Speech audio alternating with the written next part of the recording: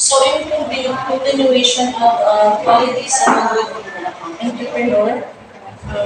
Number six, a good a good entrepreneur is pursues excellence. Under pursues excellence, we have there pursues excellence in meeting personal and professional responsibilities, diligent, reliable, industrious, committed, and performs all tasks to the best of his or her ability. Develops and maintains a high degree of competence, is well informed and well prepared. Also, is not contented with mediocrity and does not seek to win. So, a good entrepreneur daw is they strive for higher standards in all areas of their work and personal life. So, maramang kita nga, pag business minded ka, diri ka lang masidal ha, usala. Gusto mo mag-prosper o lumabog ka ng iyong business. So, syempre nga ito, sa niya nga, quality ito ng good entrepreneur kasi di ka na nasidal ha, di ka na nasidal na less. Mas gusto mo pa lumabog ito ng business. Gusto mo pa mag-strive for higher standards. Number seven, we have respectful. Under respectful, we have there demonstrate respect for human dignity, privacy, and the right to self-determination of all people. Courteous, prompt, and decent. Provides others with the information they need to make informed decision about their lives. Does not prioritize, embarrass, or demean. So they treat everyone with respect, of course, and value their autonomy. Of course, dapat ito sa mga businessman, dapat may naka-respect because pag may naka-respeto ito ng mga tao na nakapalipot sa iyo, magiging asset mo niya wherein makakapag-anhat ka itong mga tao na maging suki mo o maging customer mo na imo sa business. Next is we have the fear. Is fair and open-minded, willing to admit own mistakes and when appropriate change position or beliefs. Demonstrate a commitment to justice, equal treatment of individuals, tolerance for diversity, does not take undue advantage of another mistakes or adversities. So, sabihan ang quality nito ng magiging isang good entrepreneur is open-minded ka, kumbaga fair ka. Kumbaga, for example, may na customer nga magreklamo ng isang product. So, kumbaga, open-minded ka. Natanggapon mo ito niya comment na iman, and willing ka mag-adjust. So, asya itong pinget sila sa rin. Fair. Next is we have the loyal. Under loyal, we have their faithful to family, friends, employee, and country.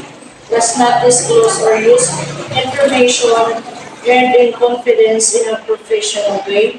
Safeguards ability to make independent professional judgments by avoiding undue influences and conflicts of interest.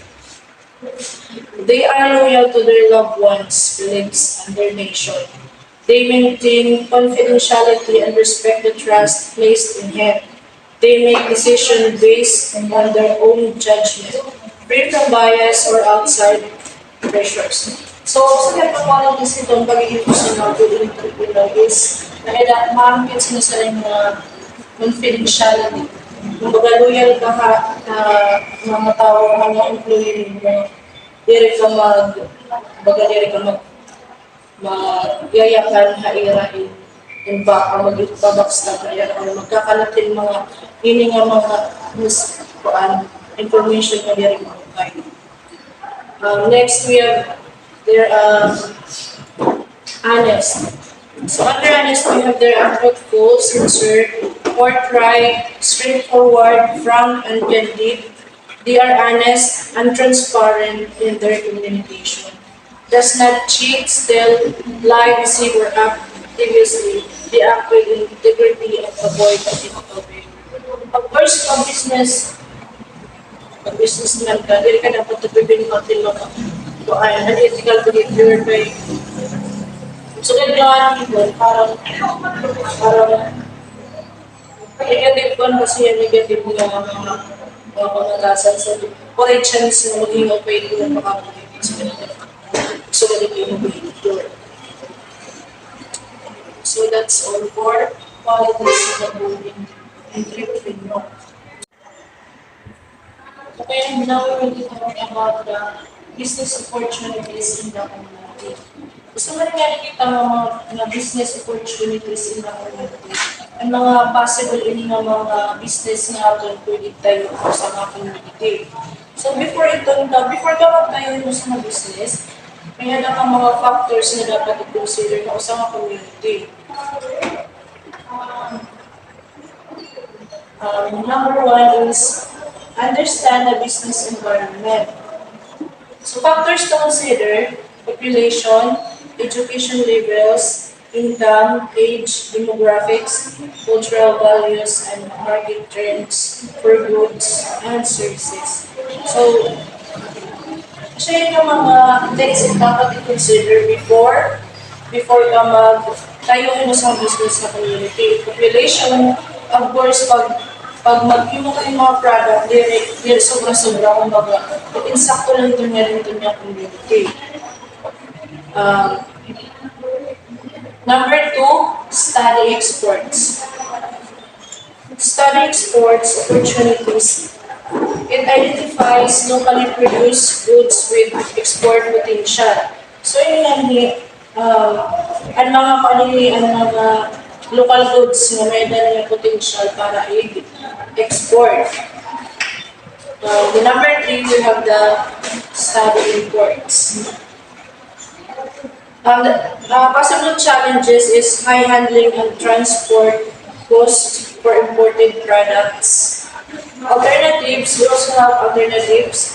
Locally produced goods can be substitutes but considered consumer preference for imported products. So number four, we have the study available skills.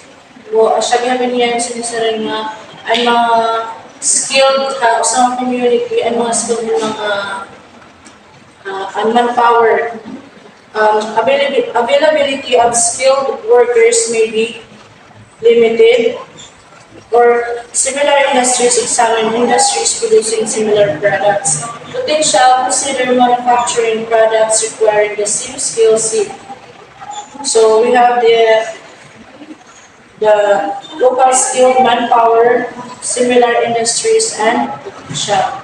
Number five, we have the investigate local materials.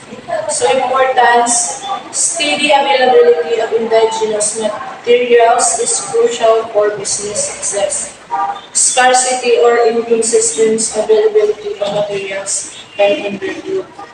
So, availability ko ng indigenous materials is crucial para pag-success sa business. So, scarcity ko ang inconsistent availability of materials can hinder growth. So, possibly, di rin mag-growth ito sa mga business pag di rin consistent or may scarcity when it comes of availability of materials. So number six, we have the applied technology. Development of advanced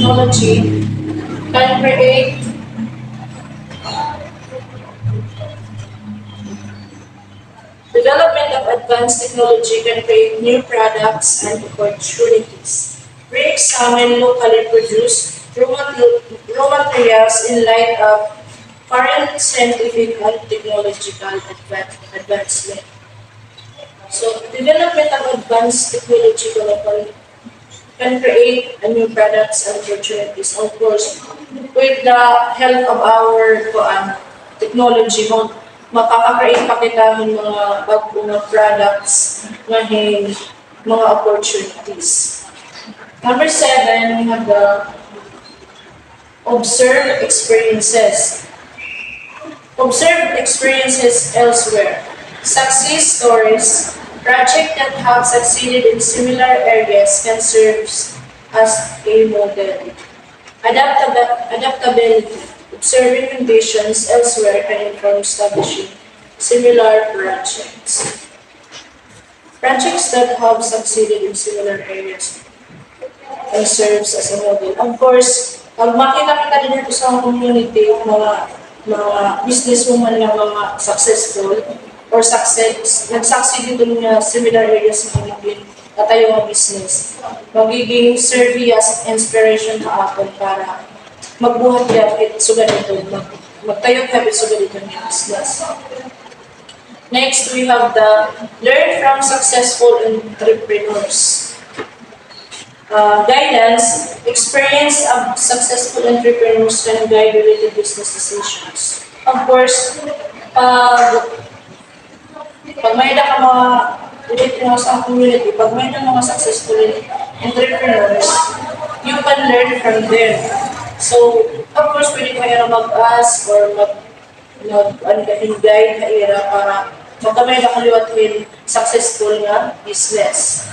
Can guide related business decisions. Number 9, we have the review all projects. Review all projects, past efforts, all projects, even if never fully implemented, can be reviewed for potential opportunities. Basis for improvement, use them as a basis for development, especially if there's economic improvement.